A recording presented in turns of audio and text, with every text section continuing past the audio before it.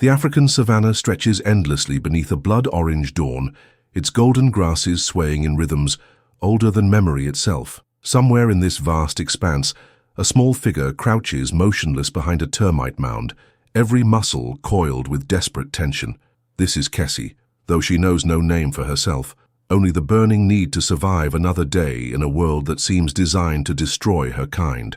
Her dark eyes scan the horizon with predatory focus, searching for the telltale movement that could mean salvation or death. The acacia trees dot the landscape like ancient sentinels, their thorny branches offering little comfort against the dangers that prowl these plains. But Kesi isn't alone in her struggle. She represents something extraordinary, a member of Homo habilis, one of several competing human species locked in an evolutionary arms race that will determine the very future of consciousness on Earth. 2.5 million years ago, Africa wasn't the domain of a single human lineage marching triumphantly toward modernity.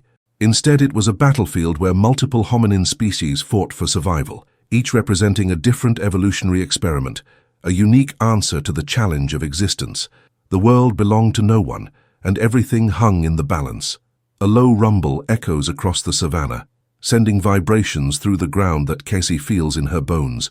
Her head snaps toward the sound, and what she sees makes her blood freeze. A massive herd of ancient elephants, Elephas reki, moves like a living mountain across the plain, their tusks gleaming like ivory spears in the morning light. These aren't the elephants of today, they're giants that dwarf their modern descendants, creatures so immense they could crush her entire family group without even noticing. But the elephants aren't what makes Kesi's heart race with terror. It's what follows in their wake, a pride of saber-toothed cats, Meganterian, their curved fangs dripping with anticipation. These predators know that wherever the great herds move, opportunities arise. Stragglers fall behind, the weak become separated, and hominins like Kesi become prey. She presses herself deeper into the shadow of the termite mound, her primitive stone tools clutched in hands that shake with more than just fear. These tools, crude by modern standards but revolutionary for their time, represent her species' greatest advantage in a world of claws and fangs.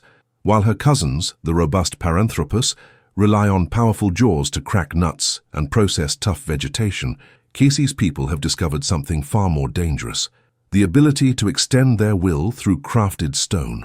The sound of approaching footsteps makes her freeze. But these aren't the heavy steps of predators, they're lighter, more purposeful. Through the grass emerges another figure, tall and lean, moving with a confidence that speaks of different adaptations entirely. This is one of the early Homo erectus, a species that would eventually spread across the globe, but for now exists as just another competitor in Africa's crowded hominin landscape. The stranger's eyes meet Kesi's across the small clearing, and in that moment, two evolutionary paths converge. Both are human. Both share common ancestors, yet they represent fundamentally different strategies for survival. Where Kesi's people excel at tool-making and cooperative problem-solving, this newcomer's kind has invested in larger brains, more efficient locomotion, and the beginnings of what might someday become complex language. Neither moves. The tension between them crackles like electricity because they both understand what the other represents: competition for the same resources, the same territories, the same evolutionary niche. In this moment, the future of humanity balances on a knife's edge, and neither knows which way it will fall. A twig snaps in the distance, and both hominins turn toward the sound. What emerges from the acacia grove defies everything they thought they knew about their world. It's another hominin, but one unlike either of them, smaller than Kesi's people with features that seem almost primitive, yet tools that sparkle with an intelligence that shouldn't exist. This is one of the mysterious species that paleontologists would eventually discover and debate for decades, a reminder that the human family tree isn't a neat progression, but a tangled web of experiments and possibilities. The three species face each other in a triangle of evolutionary tension, each representing millions of years of adaptation and survival. Kesi's Homo habilis, with their innovative tool use and cooperative strategies; the Homo erectus individual, with their advanced cognition and wandering spirit; and the unknown hominin, carrying secrets that time would eventually bury beneath layers of African sediment. But their unexpected meeting is shattered by a sound that transforms the entire landscape: the deep, resonating call of something massive moving through the forest beyond the savanna's edge. It's a sound that speaks of intelligence, of coordination, of a threat none of them fully comprehend. From the shadows of the woodland emerges a group unlike any other, the robust Paranthropus boisei, their massive skulls and powerful jaws marking them as specialists in a world of tough, fibrous vegetation. These aren't the slight tool-dependent hominins of the savanna.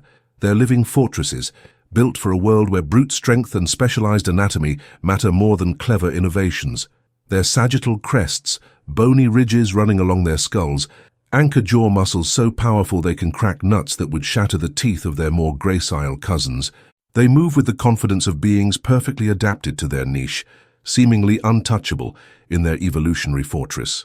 Yet as the four species watch each other across the African plain, none realizes they're witnessing one of the most crucial moments in the history of life on Earth. This isn't just a chance encounter between different human species.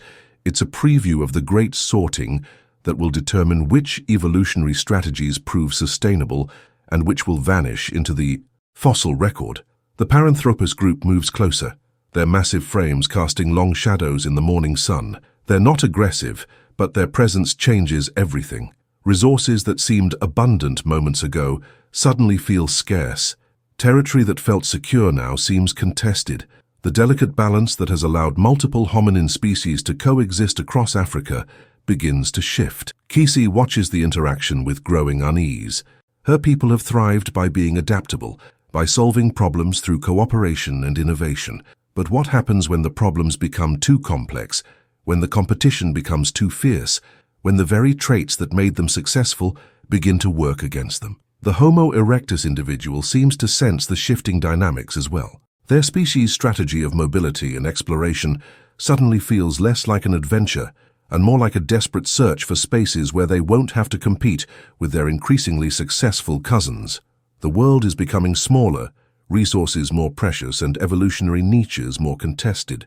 As if summoned by the tension, another group appears on the horizon. These hominins move differently, with a gait that speaks of even more recent adaptations, brains that process the world in ways their predecessors couldn't imagine. They represent the cutting edge of hominin evolution, the species that will eventually inherit the Earth, though none present can foresee that distant future. The convergence becomes a moment of profound significance. 5 different human species, each representing a unique solution to the challenge of existence, sharing the same small patch of African savanna. The morning sun illuminates them all equally, indifferent to which will thrive and which will become evolutionary footnotes. Kesi's group begins to retreat, recognizing that the odds have shifted beyond their comfort zone. Their tools, revolutionary as they are, feel inadequate against the growing complexity of competition they face. The Paranthropus continue their methodical processing of vegetation, seemingly oblivious to the drama unfolding around them. The Homo erectus individual looks toward the horizon with eyes that already seem focused on distant possibilities. But it's the newest arrivals that command attention. They move with purpose that transcends simple survival, exhibiting behaviors that hint at cognitive revolutions brewing beneath the surface. They assess the situation not just as individuals, but as members of a group that communicates in ways the others can barely comprehend.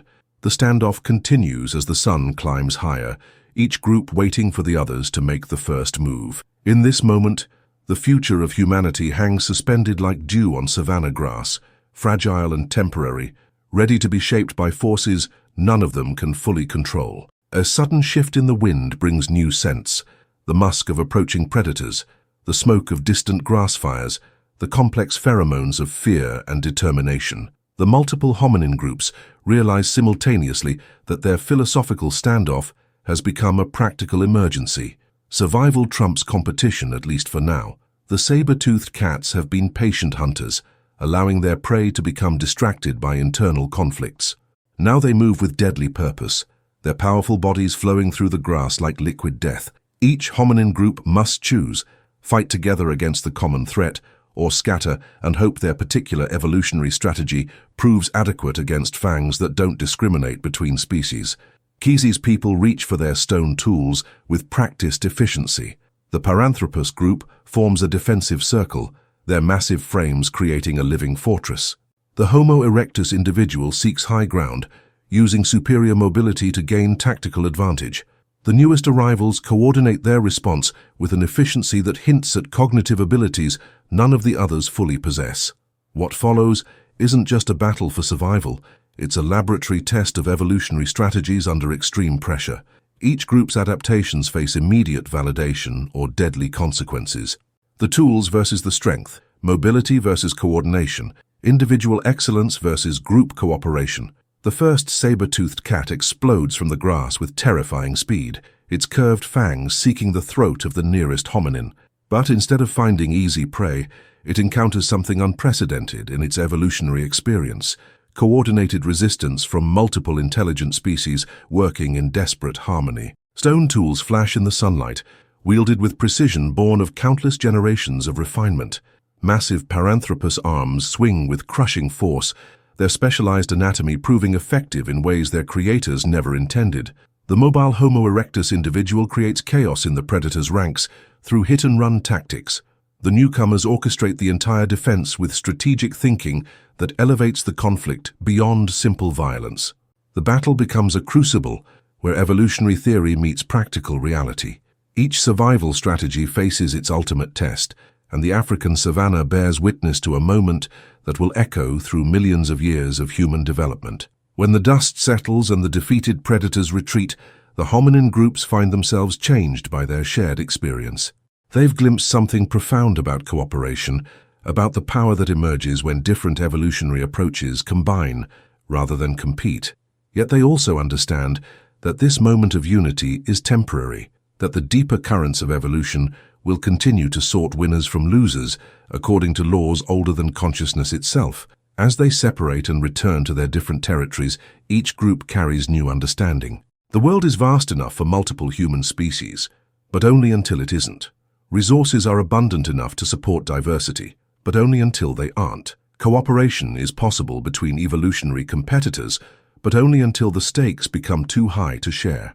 The sun reaches its zenith, casting short shadows that will grow longer as the day progresses, just as the evolutionary shadows of this moment will extend forward through deep time, influencing futures none of them can imagine. Some of these species will thrive and spread, while others will vanish, leaving only fossil fragments to hint at roads not taken.